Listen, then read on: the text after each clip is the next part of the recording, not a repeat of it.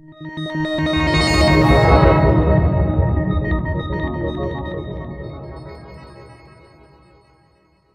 for years now, Google has been photographing and buying photographs of the Earth's surface taken from space and uploading them online as part of its Google Earth program. Images of the United States are regularly updated, quite frequently, with one major exception.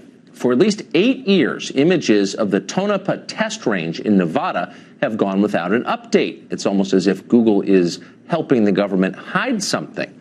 If they were hiding something, what might it be? Nick Pope is a journalist. He spent many years investigating UFO sightings for the British government. He joins us tonight. Nick, thanks very much for coming on. So did I state those facts correctly? There is, out of the entire continental United States, one area that is not updated regularly on Google Earth, and it's this test facility maintained by the U.S. government. Is that correct?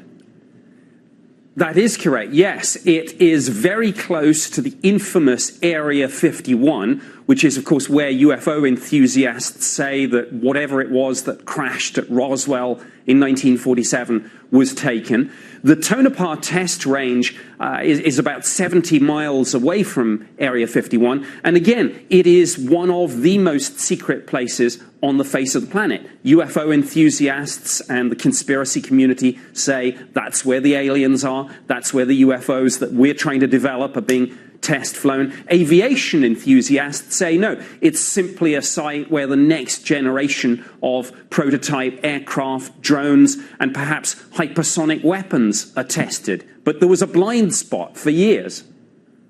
Is there any evidence that the first camp is right or onto something? Is there any evidence that the U.S. government does have knowledge of UFOs that hasn't been shared with the public? Well, this all ties back to these recent revelations about the Pentagon's UFO program. And the rumors about Area 51 and crashed UFOs and trying to put some of this together and fly it ourselves, those rumors had gone away. But then we had the story about the Pentagon's program. We saw, of course, those videos of the Navy jets chasing the UFOs, and we now have some of the people involved in that program speaking out and saying, yes, there were these unknowns in our airspace, so it's not just aircraft lights and weather balloons. Interesting. Is there any indication of what it is then, if it's not just aircraft lights and weather balloons? Well, we don't know, and the whole trouble with this, and this really links these two stories of the Tonopah Test Range and the Pentagon program. There has been this blurring of the lines, even the phraseology. The Pentagon's project was called Advanced Aerospace Threat Identification Program. So as I say, you've got this blurring of the lines between what is just our cutting-edge technology and what really might be, if some of these rumors are true, from somewhere else. What's so confusing, and of course I think that DOD, the Pentagon, has every right and in fact an obligation to keep projects it's working on secret, but it's not clear why so much material, so many documents from 50 years ago, 40 years ago, 20 years ago would remain classified to this day. What could be the explanation for that?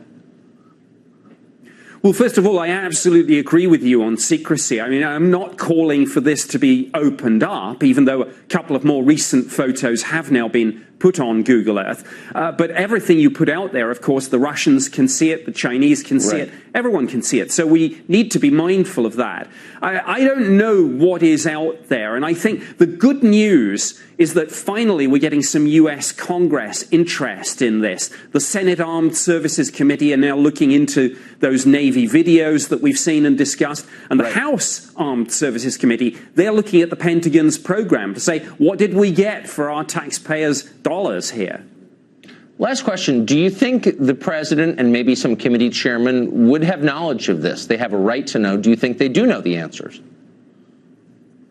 Well, again, the rumors are that this is what the Space Force is all about, but I'm not so sure about that. I think the president would have to know, and in his capacity, of course, as commander-in-chief. So I hope that there are some interesting secrets. Whether or not they come out over the next few months, if we get formal congressional hearings on this, as opposed to just congressional interest, we'll wait and see. Yeah. Well, there are definitely interesting secrets out there. The question is, will we find out what they are? Nick Pope, I know you will find out first, and I hope you'll tell us on the show. Thank you.